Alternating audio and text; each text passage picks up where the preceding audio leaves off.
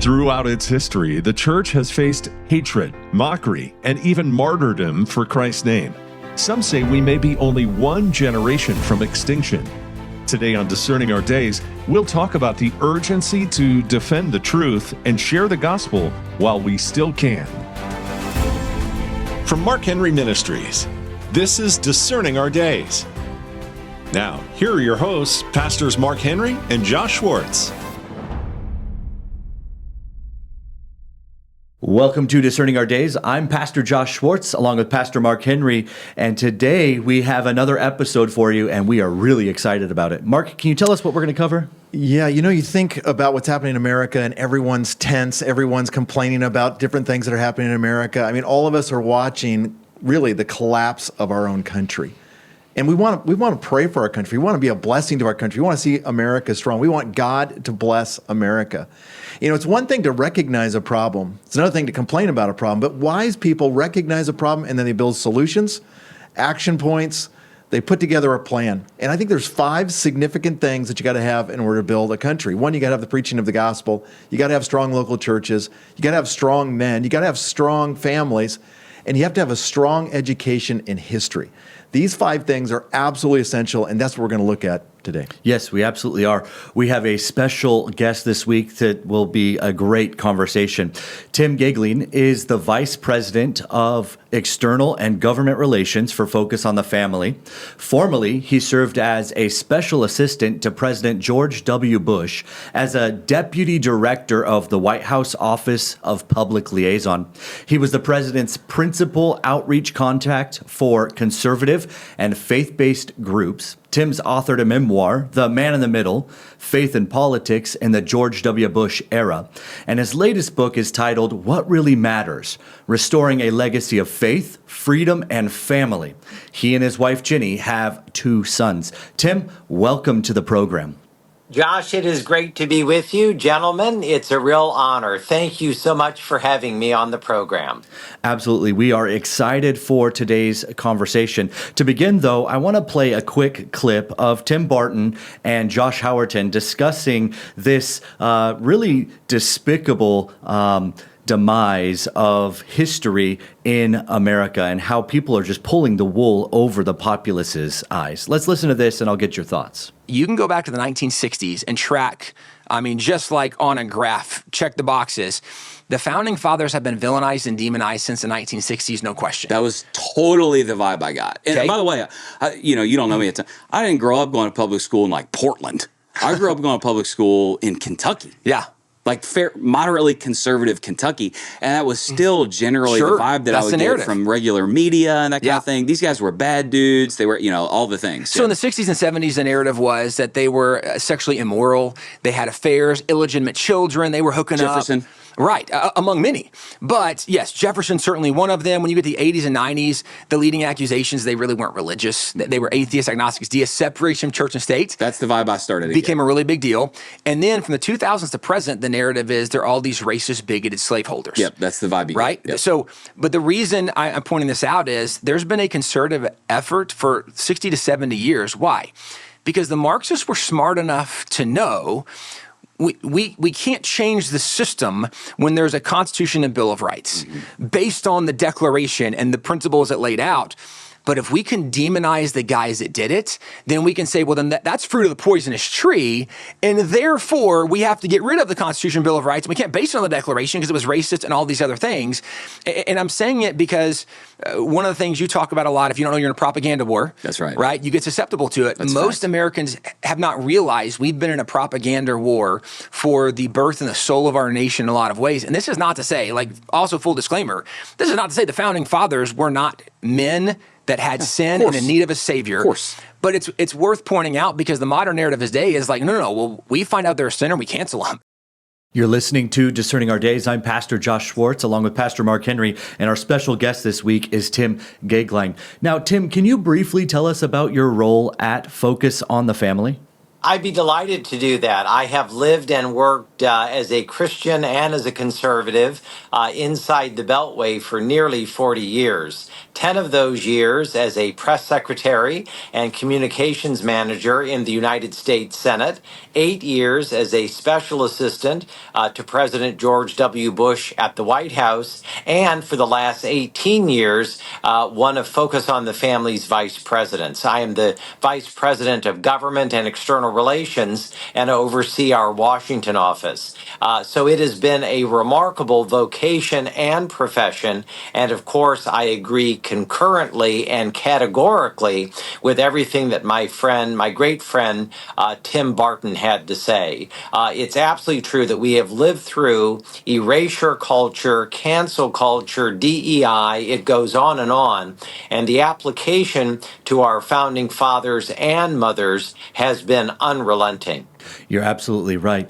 And I think we have to stop that. And we need to stop canceling those who have come before us and founded our country on such great principles. And we really have to push it in a direction that celebrates them. Now, Tim, this weekend, we are celebrating 250 years of the American experiment. Now, as you reflect on America and the impact it has had on the world, what are some of the most influential aspects of American history? Well, in my new book, What Really Matters, I have an entire chapter titled Restoring American History. And in part, I did that in our 250th year because the rising generation of young men and women overwhelmingly have no idea about the American experience. In fact, the most recent NAEP scores, those are objectively the best measurements of what our rising generation of eighth graders know, that only 13%, I'll say this again, only 13% of American eighth graders have even a working knowledge or understanding of the most basic American historical timeline, which is to say only 13% can put correctly in order the American founding, the Civil War, two, world wars and the Cold War, and then, all the other particulars. But it's really shocking that since the Great Society and the overtaking of America in the moral revolution of the 60s and 70s, that one of the greatest revolutions, as Tim pointed out earlier, is the revolution in American education.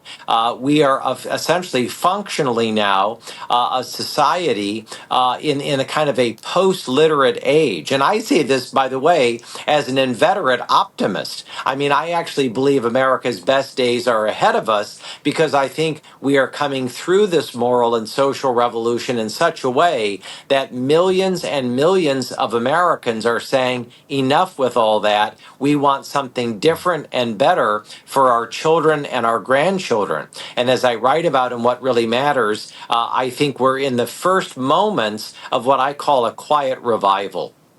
Man, I really hope we are. Mark, what are your thoughts?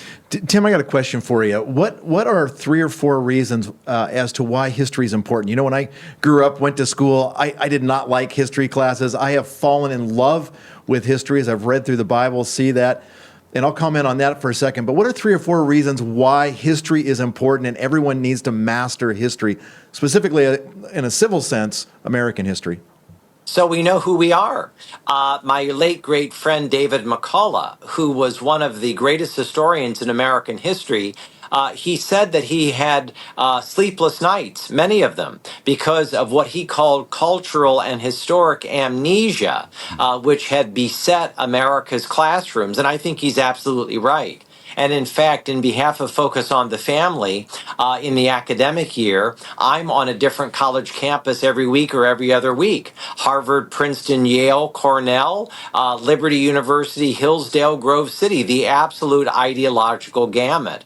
And one of the things that I'm always stunned by is even on campuses where you have an enormous amount of interest among the rising generation of young people, they understand that they have been robbed of their own patrimony. And as Tim Barton said earlier, and in the seedbed of your terrific question, I think we have spent billions and billions of dollars on so-called teaching of American history, and it's been so politically correct that young people are not only uninterested, but they come to a particular time in their lives and they say, I didn't even know about the Declaration of Independence, much less I've never read it. I didn't know about the United States Constitution, much less ever having read it. I didn't know about all of these important pillars of the American experience. And I think therein are the three greatest patrimonies of American history: the drafting of the Declaration and the founding of America 250 years ago,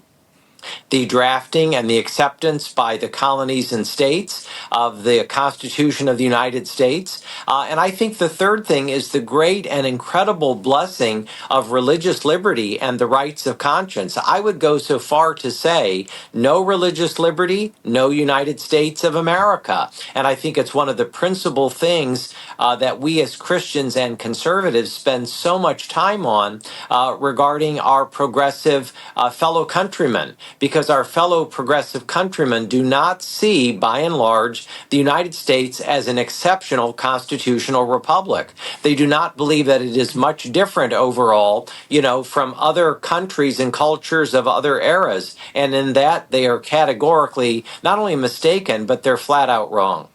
Absolutely. I couldn't agree more. We must recognize how the Lord has blessed the United States of America specifically with religious liberty.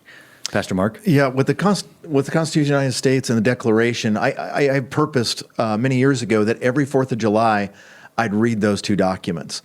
And Tim, I want you to jump in and describe to us why the Declaration of Independence is so important and how it shapes everything that's happened in the last 250 years. I would be honored to do that. Our founders 250 years ago, and let's remember, the Spanish, the Italians, the Germans, the French, none of them know when they were born, but we know when we were born. We were born at about 3 o'clock in the afternoon on July 4th, 1776. And we must not just commemorate this 250th year, we have to celebrate it. I mean, it's monumentally that important.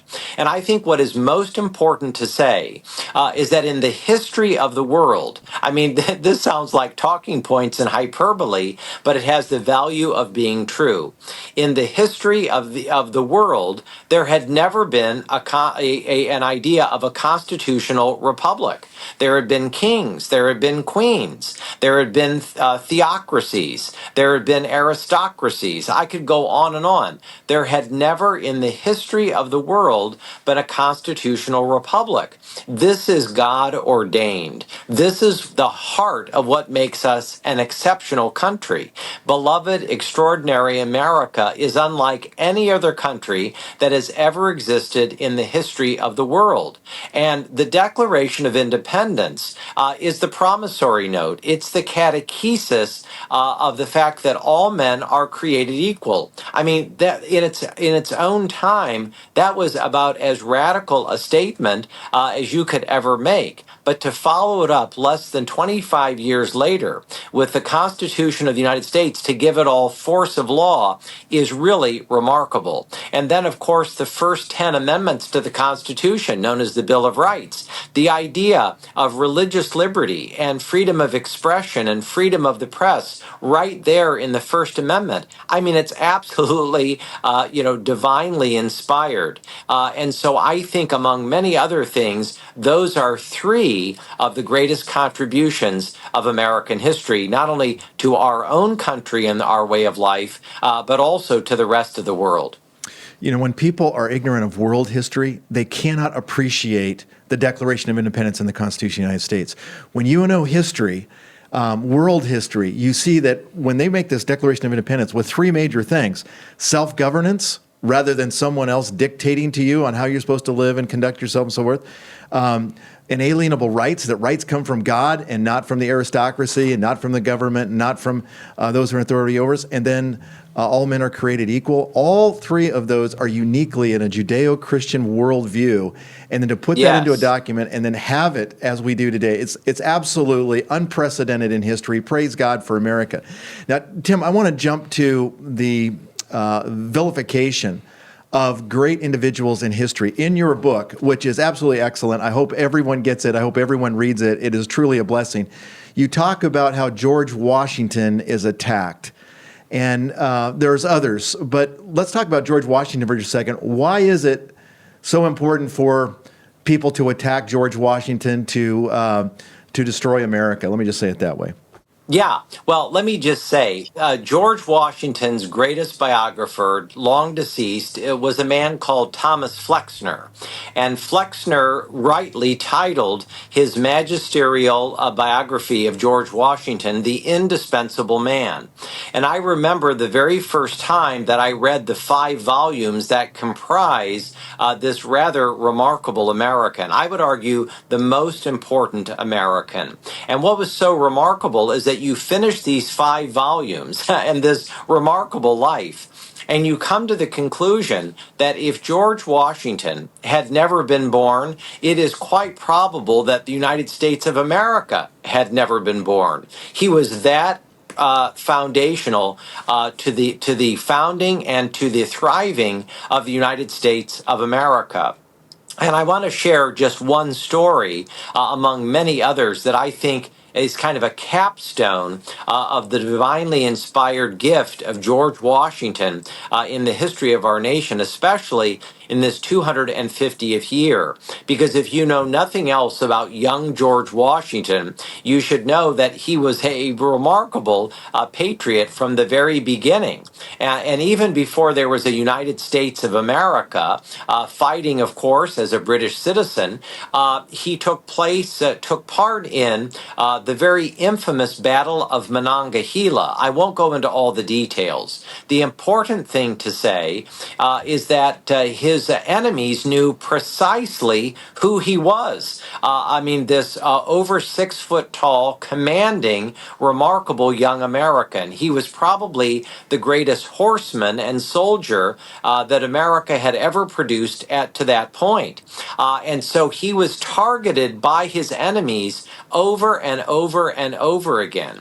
And at nearly point blank range, he was fired and shot at in the Battle of Monongahela. The bullets went through his coat, through his hat. He had horses shot out from under him. And yet George Washington had a divine protection around him. This would carry over into many of the most important inflection points actually in the American Revolution. And the fact that Washington had been hand-selected to be the leader of our military, our first president, and of course, this is pretty extraordinary, unanimously elected not once but twice. This is a remarkable American of the first order. And yet what makes him remarkable is his humility. This is a man who could have been elected a 3rd time and maybe a 4th time, but he voluntarily after the American Revolution, was successful, defeating the greatest military power of world history, greater than the Roman Empire at its height. George Washington is the one who led us. He voluntarily stepped down. And then, of course, he didn't run and campaign for the presidency. He was roundly selected by his peers. What a remarkable American, and what a gifted leader, A to Z. You're absolutely right. And thank you so much for articulating that for our listeners on this, the weekend that we celebrate 250 years of the founding of America, the greatest nation that has been. You're watching Discerning Our Days. More great conversation with today's guest is coming your way right after this short break. Your prayers and tax-deductible gifts are the fuel that drives this ministry, and we are greatly dependent on your generosity as we enter into these summer months, a time when giving to ministries like Discerning Our Days often declines. To make your gift, call 612-208-9408. That's 612-208-9408, or give securely online at markhenryministries.com. And when you give today, we'll send you as our thanks 7 Keys to Godly Discernment. It's a digital download that's filled with scripture references to help you understand what's going on in today's world from a biblical perspective. Now, if you prefer to send a check, the address is P.O. Box 190, Forest Lake, Minnesota, 55025. Welcome back to Discerning Our Days. Here's Pastors Mark Henry and Josh Schwartz. You are listening to Discerning Our Days. I'm Pastor Josh Schwartz, along with Pastor Mark Henry. Our guest this week from Focus on the Family in Washington, D.C. is Tim Goeglein. Now, Tim, you recently published a book called What Really Matters. And in that, you talk about how we need to restore our understanding and teaching of history. And hopefully that is what we are doing to at least pique the interest of the listener to do such a thing. Now, in writing What Really Matters, what would be a handful of goals that you have for the book and for the readers of the book? I believe very firmly that the political class mostly does not talk about what really matters. The political class rightfully talks about borders, immigration, wars, taxes. Of course they do. But the first institutions are what really matter. Marriage, family, parenting, human life, religious liberty, conscience rights, parental rights, the battle that we continue to have over pronouns, the battle we continue to have over history, and whether we can objectively know right from wrong, truth from evil. These are the things that matter most. And so I wanted to write a book that says if we want to enjoy a great constitutional republic 50 years from now, 250 years from now, what do we actually need to do? And I make a strong case in my book, What Really Matters, my 5th book, that if we want a strong, confident, remarkable country in all the years ahead, then we must successfully restore marriage. We have to restore faith. We have to restore the natural nuclear family. We have to defend categorically innocent preborn life. We have to restore parental rights. These are the real challenges and threats to our freedoms. And I believe very strongly that we are in an era that if we do not restore the American experience, and I believe that we will, I believe we have the ability to do that. If we do not restore these first institutions, then I think the question mark does become what kind of a country will we end up with, not just in 50 years, but potentially much sooner. I mean, we are living through an era of the lowest marriage rates in American history, the lowest fertility rates in American history. And What Really Matters, my book, it tries to be a tool in the toolbox that gives to readers practical ways to understand the moment in which we find ourselves and practical ways to answer the question, but what can I do in my church, in my community, in my city, in my town where God has planted me? And What Really Matters from a very practical standpoint answers those questions. Pastor Mark? Tim, let me ask you this in our closing moments here. Why is marriage important? I mean, if we look in the Bible, God creates marriage, Genesis chapter 2, Adam and Eve, it's the foundation. But why is it important? Why don't we just say it's okay to live together? Why is that problematic in building a constitutional republic that lasts? Well, let me answer that in 2 ways, if I may. First, if we were having this conversation merely a few years ago, let's say 1970, if we were having this wonderful dialogue in 1970, we would find that in that year, 77% of all American homes were comprised of a husband and wife. That number in 2026 is under 50%, around 44%. If we were to ask the question today, in a country of 340 million plus, what percentage of American homes are comprised of a married husband and wife with at least one child, let's say ages 18 years of age and under? That number drops for the entire country to only 22%. So I think it is fair to say, from a very practical standpoint, being not even at replacement level, the lowest marriage and fertility levels in American history actually are an economic threat, much less a cultural or spiritual threat. So I think, again, just from a very practical standpoint, that's where we find ourselves. But something, if I may say, even more importantly, if you were to ask the question, what is the seedbed of American greatness? Is it the Declaration? Is it the Constitution?